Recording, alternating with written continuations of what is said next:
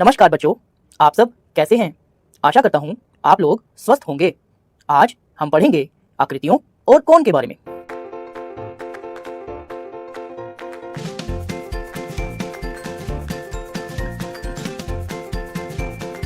रोहिणी और मोहिनी दो जुड़वा बहनें हैं। उन्हें एक ही काम करने में बहुत मजा आता है। एक दिन जब वे माचिस की तीलियों से आकृतियां बना रही थीं, तभी उनकी एक मित्र शैला ने उन्हें एक चुनौती दी कि रोहिणी एक आकृति बनाएगी और मोहिनी को वही आकृति बिना देखे हुए बनानी है, मगर वह सवाल पूछ सकती है, यानी वह आकृति के बारे में प्रश्न पूछ सकती है। तो मोहिनी बोलती है, ओह, यह तो बहुत आसान है। आइए देखें क्या सच में मोहिनी के लिए आकृति बनाना आसान था। अब रोहिणी और मोहिनी दोनों के मुंह विपरीत दिशा में हैं। वे एक दूसरे की तरफ पीठ करके बैठी हैं। रोहिणी ने यह आकृति बनाई। अब मोहिनी पूछ पूछ कर वही आकृति बना रही है। वह रोहिणी से कई प्रश्न पूछ रही है। मोहिनी ने पूछा, आकृति बंद है या खुली? रोहिणी ने बताया, यह आकृति बंद है। मोहिनी ने फिर से पूछा, इसकी कितनी भुजाएं हैं? रोहिणी ने फिर से बताया, इसकी 6 भुजाएं हैं। तो इस आधार पर मोहिनी ने यह आकृति बनाई, जो आप अपनी स्क्रीन पर देख सकते हैं। बच्चों, अब आप इस आकृति को ध्यान से देखिए और बताइए, क्या यह एक बंद आकृति है? बच्चों, ज्यामिति में बंद आकृति वह होती है जिसकी वक्र या सीधी रेखाएं आपस में जुड़ी हुई हो। यदि हम एक बंद आकृति में एक बिंदु से चलना शुरू करें तो अंत में उसी बिंदु पर फिर से पहुंच जाएंगे। जैसा कि आप इस त्रिभुज में देख पा रहे हैं, इसकी सभी भुजाएं आपस में जुड़ी हुई हैं, तो यह त्रिभुज एक बंद आकृति है। इसी प्रकार यह चतुर्भुज, पंचभुज और षटभुज ये सभी बंद आकृतियां हैं। तो इसी प्रकार से मोहिनी द्वारा बनाई गई आकृति में सभी भुजाएं एक दूसरे के साथ हैं, इसीलिए ये सभी बंद आकृतियां हैं। दूसरा प्रश्न यह है कि क्या इसकी 6 भुजाएं हैं? हाँ, ये देखिए, 1, 2, 3, 4, 5, 6, इसकी 6 भुजाएं हैं। तो हमने देखा कि मोहिनी ने बंद आकृति बनाई और 6 भुजाओं वाली बनाई, परंतु यह आकृति रोहिणी द्वारा बनाई आकृति जैसी नहीं है। इसलिए मोहिनी ने फिर से कोशिश की। अब मोहिनी ने यह आकृति बनाई जो आप अपनी स्क्रीन पर देख पा रहे हैं। मैं पुनः आपसे पूछता हूं, क्या यह 6 भुजाओं वाली एक बंद आकृति है? हाँ, इसकी 6 भुजाएं हैं और यह बंद आकृति भी है। एक प्रश्न और कि क्या यह आकृति जो रोहिणी ने बनाई थी उसके जैसी है? तो आप देखेंगे कि नहीं, यह आकृति रोहिणी द्वारा बनाई आकृति जैसी नहीं है। क्या आप किसी तरीके से यह बता सकते हो कि ये आकृतियां एक दूसरे से कैसे अलग हैं? बच्चों, ध्यान से देखिए, आकृतियों में तीलियों को रखने के तरीके भिन्न हैं। बच्चों, मोहिनी ने 2-3 और आकृतियां बनाई, फिर सही आकृति बना सकी। आप भी कोशिश करके देखिए कि मोहिनी ने कैसी आकृतियां बनाई होंगी। बच्चों, यदि मोहिनी कोणों पर ध्यान देती तो वह आकृति को जल्दी बना पाती। ओह, तो चलो अब हम कोणों को देखें। कोण। बच्चों, आइए हम सीखते हैं कि कोण क्या होते हैं। किसी बिंदु पर दो किरणों या रेखाखंडों या रेखाओं के मिलने पर उनके बीच के झुकाव को कोण कहा जाता है। आप देख रहे हैं, यदि दो किरणें एक दूसरे के पास हों तो कोण छोटा होता है। जैसे जैसे ये किरणें एक दूसरे से दूर होती हैं तो उनके बीच का कोण भी बड़ा हो जाता है। बच्चों, दो किरणों के बीच के कोण का माप पता करने के लिए हम चांदे या प्रोट्रैक्टर का प्रयोग करते हैं। इसे डी भी कहते हैं। आइए देखते हैं। यदि हमारे पास दो किरणें हों तो चांदे की बेस लाइन को किसी एक किरण पर इस प्रकार रखें कि चांदे के बीच का बिंदु किरण के प्रारंभिक बिंदु से मिला हुआ हो। अब जिस तरफ किरण की यह लाइन हो, यह रेखा हो या यह रेखाखंड हो, उस ओर चांदे पर 0 मानकर दूसरी किरण को देखें। वह चांदे पर अंकित कोणों का माप पता करें। तो आइए देख पा रहे हैं कि यह किरण चांदे पर 80 डिग्री बना रही है, तो इसका अर्थ है कि यह कोण 80 डिग्री का होगा। अब आप अपने सामने कुछ आकृतियों को देख पा रहे हैं। इन आकृतियों में दिखाए गए कोणों को देखिए। क्या आप इनमें अंतर देख पा रहे हैं? जी हाँ, इनमें अंतर है तीलियों के बीच के कोणों का। अब रोहिणी और मोहिनी की आकृतियां पुस्तक में देखिए। ध्यान से देखने पर पता चलता है कि कोण के छोटा बड़ा होने से आकृति में परिवर्तन आ जाता है। मैं दोबारा रिपीट करता हूं, कोण के छोटा बड़ा होने से आकृति में परिवर्तन आ जाता है। आप भी कुछ तीलियों के साथ ऐसा करके देखिए। यह भी ध्यान दें कि बराबर तीलियों के साथ कोण बदलकर आकृतियां बदल जाती है। क्यों? है ना मजेदार? अब क्या पीले रंग से दिखाए गए कोण बराबर हैं? ये देखिए, ये हैं दो पीले रंग के कोण। तो क्या ये बराबर हैं? जी हाँ, ये पीले रंग से दिखाए दोनों कोण बराबर हैं। इसी प्रकार से क्या हरे रंग से दिखाए गए कोण बराबर हैं? जी हाँ, हरे रंग से दिखाए गए कोण भी बराबर हैं। और क्या नीले रंग से दिखाए गए कोण बराबर हैं? जी हाँ, नीले रंग से दिखाए गए कोण भी बराबर हैं। आप जानते हो ऐसा क्यों है? ऐसा इसलिए है क्योंकि समान भुजाओं वाले पंचभुज तथा अष्टभुज के कोण बराबर होते हैं। अब आप इन आकृतियों में देख सकते हैं कि चार अलग अलग कोण चार अलग अलग रंगों में दिखाए गए हैं। क्या तुम लाल रंग में दिखाए गए कोण के बराबर दूसरे कोण ढूंढ सकते हो? उन पर लाल रंग का निशान लगाओ। तो आप देखिए कि ये हमारे सामने लाल रंग का एक कोण है। इसके बराबर और कोण ढूंढकर उन पर आपने लाल रंग से ही निशान लगाना है। दूसरे रंगों के लिए भी ऐसा ही करो। जैसे यहाँ पर पीले रंग का कोण है तो आप इसके बराबर और कोण ढूंढकर उस पर निशान लगाएंगे पीले रंग से। हरे रंग का कोण देखिए, इसके बराबर कोई और कोण ढूंढकर उस पर भी निशान लगाएंगे हरे ही रंग से। तो ये एक बड़ा मनोरंजक काम है, कोणों के बराबर कोणों को ढूंढना। पंचभुज के सभी कोण लाल रंग के कोण के बराबर हैं। ऐसा इसलिए है क्योंकि पंचभुज की सभी भुजाएं बराबर हैं, इसलिए इसके सभी कोण भी बराबर होंगे। इनमें से हर एक आकृति के कोणों को बदल कर देखो कि तुम कितनी और नई आकृतियां बना सकते हो। कोशिश करो। एक आकृति आपके सामने है। इसमें बच्चों माचिस की कितनी तीलियां हैं? 1, 2, 3, 4। तो पहली आकृति में आपके पास माचिस की 4 तीलियां हैं। क्या आप इसके कोणों को बदलकर नई आकृतियां बना सकते हो? तो बच्चों ये तो एक बड़ी मजेदार गेम है। आप चाहें तो इसे अपने घर में भी माचिस की तीलियों से खेल सकते हैं। इस प्रकार से माचिस की 4 तीलियों को आप पहले रखिए, फिर उन चारों के आपस में जो कोण हैं उन्हें बदल बदल कर अलग अलग आकृतियां बनाकर देखिए। अगली आकृति में हमारे पास माचिस की 8 तीलियां हैं। तो फिर से आप एक बार माचिस की 8 तीलियों को इस प्रकार से अरेंज करके उसके बाद इन तीलियों के बीच के कोणों को बदलिए, लेकिन तीलियां आपस में जुड़ी रहनी चाहिए ताकि यह एक बंद आकृति ही रहे। तो आप इन 8 तीलियों के कोणों को बदलकर नई आकृतियां बनाने का प्रयास कीजिए। इसी प्रकार से हमारे पास अगली आकृति में माचिस की 5 तीलियां हैं। इनके मध्य के भी कोण बदलकर आप नई आकृतियां बनाने का प्रयास कीजिए। और अगली आकृतियों में हमारे पास 7 तीलियां और उससे अगली आकृति में 10 तीलियां हैं।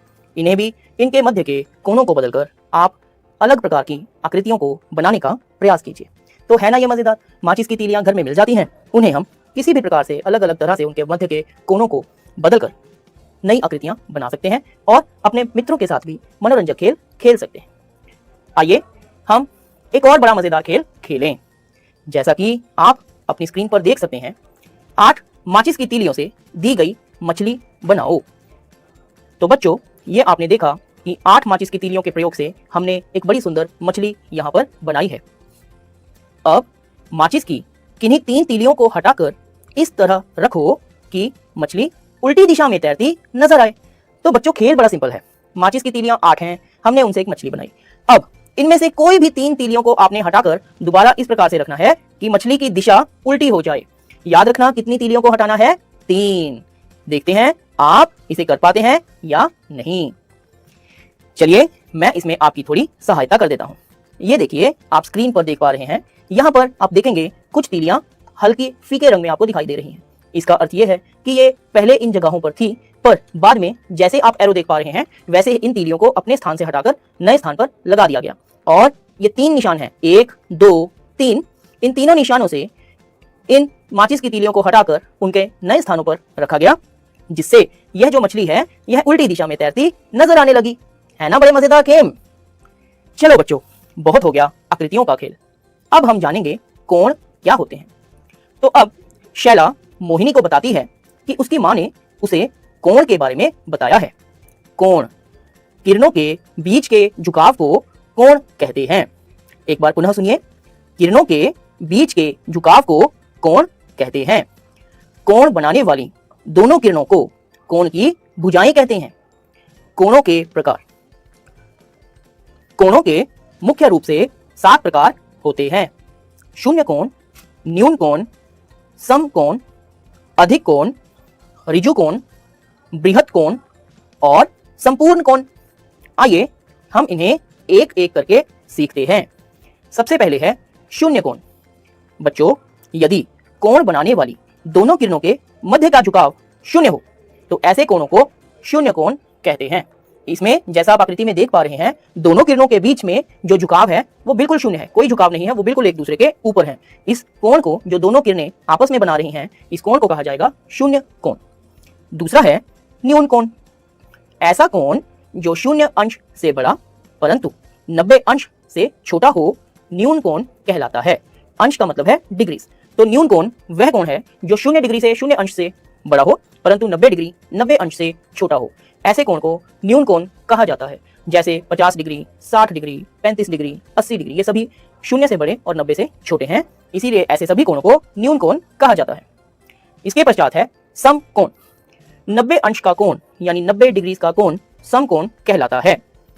बच्चों, आप अपने कमरे में दीवारों के बीच में, फर्श और दीवार के बीच में, अपनी पुस्तक में और बहुत सी वस्तुओं में जो किरणों के बीच का कोण देखेंगे वह 90 अंश का होगा। इन्हें ही समकोण कहा जाता है।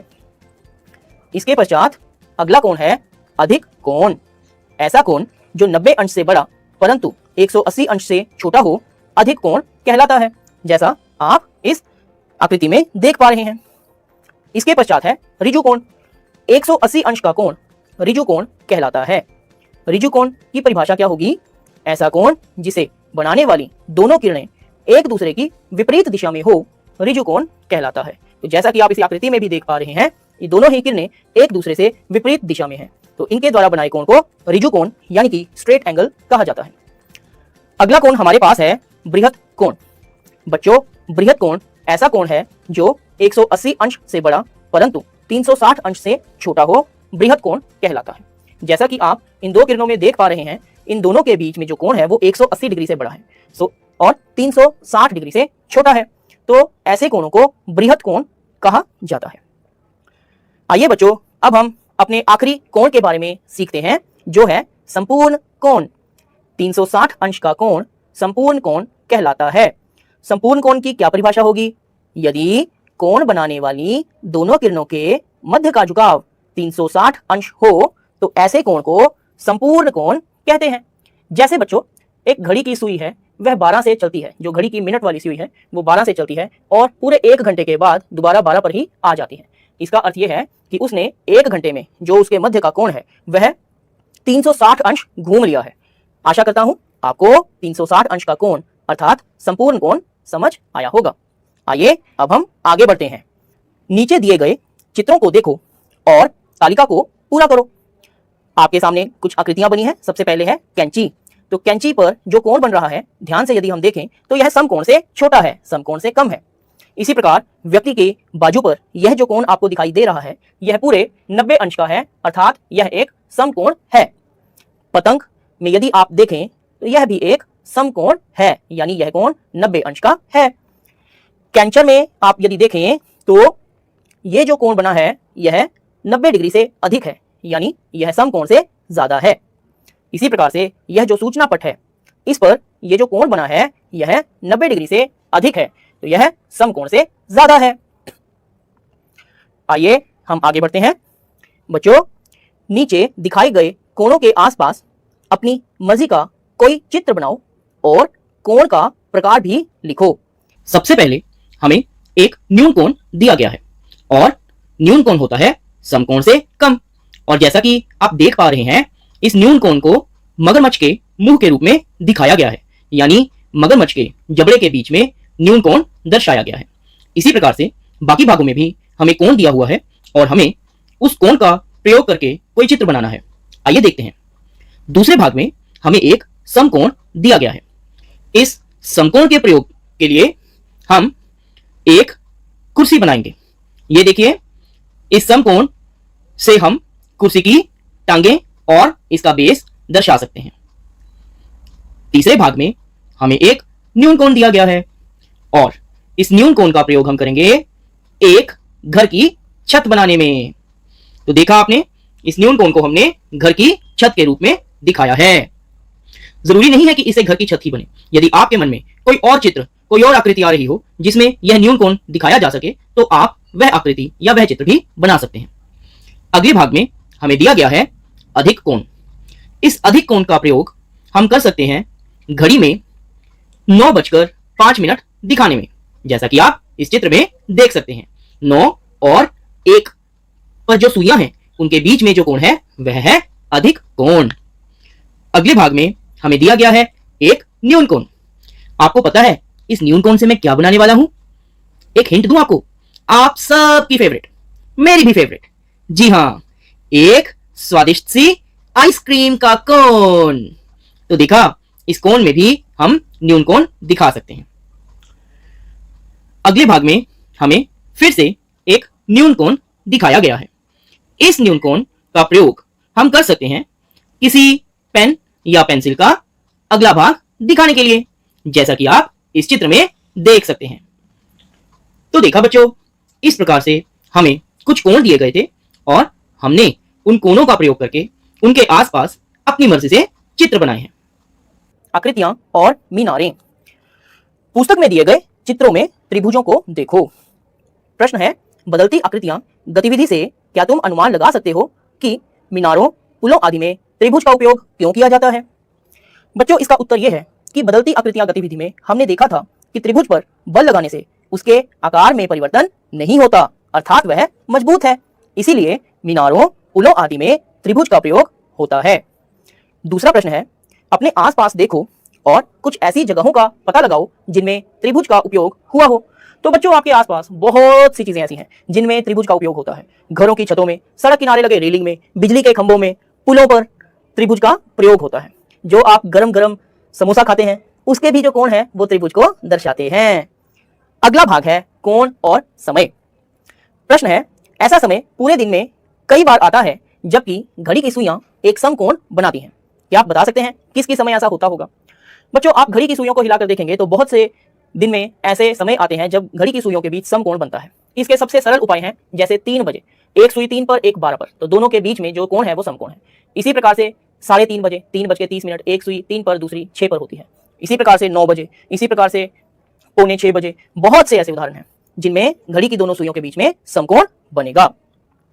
एक प्रश्न है, नीचे दी गई घड़ियों के समय को देखकर बताओ कि सुइयों में से किस तरह का कोण बन रहा है। समय भी लिखो। तो जैसा कि क भाग में आप देख पा रहे हैं, समय है 7:25 और कोण कौन सा बन रहा है? न्यून कोण, यानी समकोण से कम।